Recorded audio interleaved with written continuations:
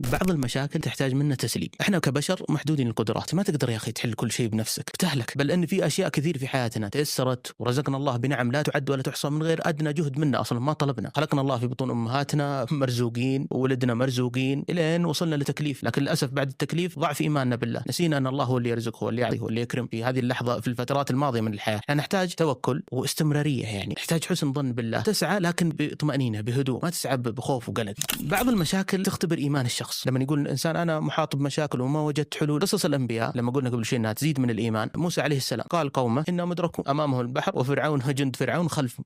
يقول قومه يعني كأنهم يقولون يا موسى ورطنا، يعني احنا مدركون خلاص، هذول جابونا البحر امامنا والعدو خلفنا، وين نروح؟ في هذيك اللحظه فعلا الاسباب والظروف المحيطه تقول انه ما في حل بنظر البشر اللي موجودين، لكن بايمانه بقدره الله قال كلا ان معي ربي سيهدين. ايش اللي حصل؟ البحر انشق وعبر البحر واغرق الله فرعون وقومه. اذا وصلنا لايمان موسى ممكن ان الله يشق لك البحر